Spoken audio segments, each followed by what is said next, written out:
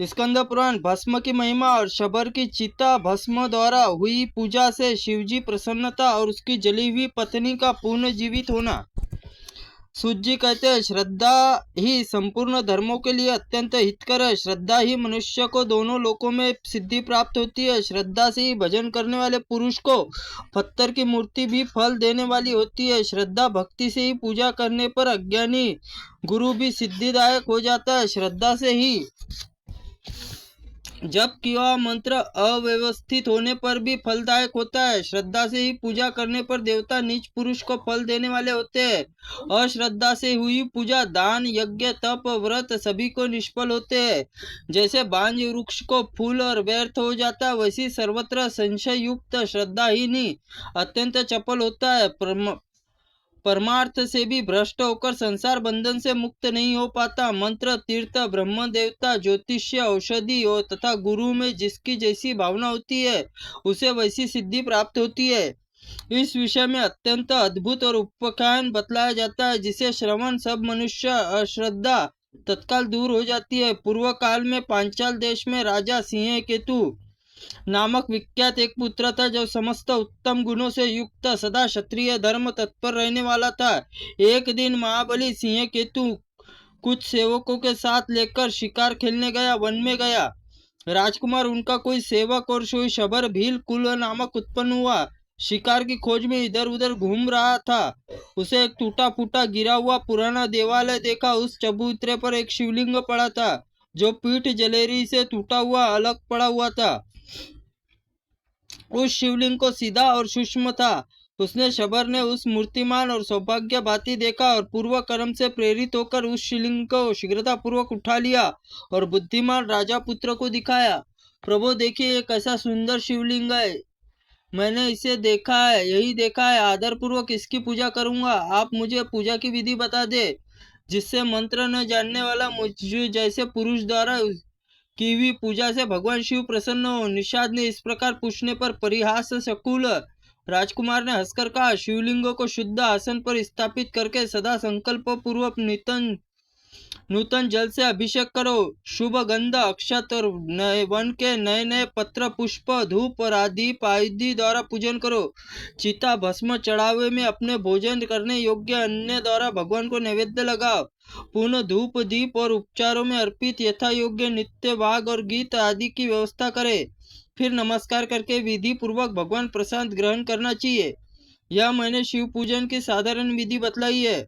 अपने स्वामी के इस प्रकार उपदेश देने पर चंडक नाम वाले शबर ने उसे सादर शिरोधार्थ किया और अपने घर में आकर लिंग मूर्ति महेश्वर का प्रतिदिन पूजन प्रारंभ किया। वह प्रतिदिन चिता भस्म उपहार में भेंट करता और अपने लिए जो जो वस्तु प्रिय थी वह सब गंध, पुष्प, अक्षत पहले भगवान शिव को निवेदन करता, उसके बाद भगवत प्रसाद स्वयं ग्रहण करता।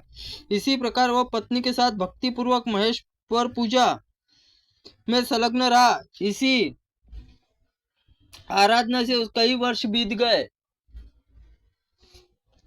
एक दिन शबर ने जब शिव पूजा के लिए बैठा तो देखता है पात्र में चिता भस्म तनिक भी शेष नहीं है। वह तुरंत उठकर कुछ दूर गया, चिता भस्म ढूंढता हुआ घूम आया, किंतु उसे चिता भस्म नहीं मिली। अतः वह थककर लौट आया और अपनी पत्नी को बुलाकर कहा, प्रिय, चिता भस्म तो मुझे नहीं मिला, बताओ अब क्या करूं। आज मुझ पापी को शिव पूजन में विघ्न पड़ गया है। पूजा के बिना क्षण भर भी जीवित नहीं रह सकता। पत्नी के इस प्रकार व्याकुल देखकर शबर की स्त्री ने कहा, नाथ डरिए नहीं, मैं एक उपाय बताती हूँ। यह अपना घर बहुत दिनों पुराना हो गया है, इसे आग लगाकर इस अग्नि में प्रवेश कर जाऊंगी, जिससे आपके लिए बहुत सी चिता भस्म तैयार हो जाएंगी। शबर बोला, प्रिय, यह मानव शरीर ही धर्म, अर्थ, काम और मोक्ष सबसे श्रेष्ठ साधन है। इस नवयौवन संपन्न सुकुचित शरीर को क्यों त्याग रही हो। शबर की स्त्री ने कहा, जीवन की सफलता इसी से है कि दूसरों के हितों के लिए प्राण का त्याग किया जाए। फिर भी साक्षात शिव के लिए स्वयं प्राण त्याग करे, उसके लिए तो कहना ही क्या। मैं कौन सी घोर तपस्या की है जिससे भगवान शिव के प्रति प्रज्वलित होकर अग्नि में अपने शरीर को त्याग करती हूँ। अपनी पत्नी के इस प्रकार स्थिर बुद्धि और शिव भक्ति देखकर दृढ़ संकल्प वाले शबर ने तथास्तु कहकर उसकी सराहना की। शबरी स्वामी की आज्ञा पाकर स्नान पवित्र अलंकार धारण करके अपने घर में आग लगाकर अग्निदेव भक्ति पूर्वक परिक्रमा करके पतिदेव गुरु को नमस्कार करके हृदय में सदाशिव का ध्यान करके अग्नि में प्रवेश करने के लिए उद्गत होकर हाथ जोड़कर इसी प्रकार सत्वन किया। हे देव, मेरी इंद्रिया आपकी पूजा के लिए पुष्प हो, यह शरीर धूप और अगुर हृदय दीप और प्राण हविष्य काम दे, कमेंद्रिय आपके लिए अक्षत हुए। इसी प्रकार जीव आपकी पूजा में फल प्राप्त हो। मैं धनापति कुबेर को पद नहीं चाहती, अचल स्वर्ग भूमि की इच्छा भी नहीं रखती, ब्रह्मा जी पद की भी अभिलाषा नहीं करती। बस यही चाहती हूँ कि फिर मेरा इस संसार में जन्म हो तो प्रत्येक जन्म में आपके चरणाविंद सुंदर मकरंद पान करने वाली भमरी हो जाऊं। मेरे देवता, भले ही मेरे सैकड़ों जन्म हो, परंतु अज्ञान हेतुभूत माया मेरे चित्त में प्रवेश न करे। किंचित आदेश के लिए भी मेरा हृदय आपसे चरण कमलों से अलग न हो। महेश्वर, आपको नमस्कार है, नमस्कार है।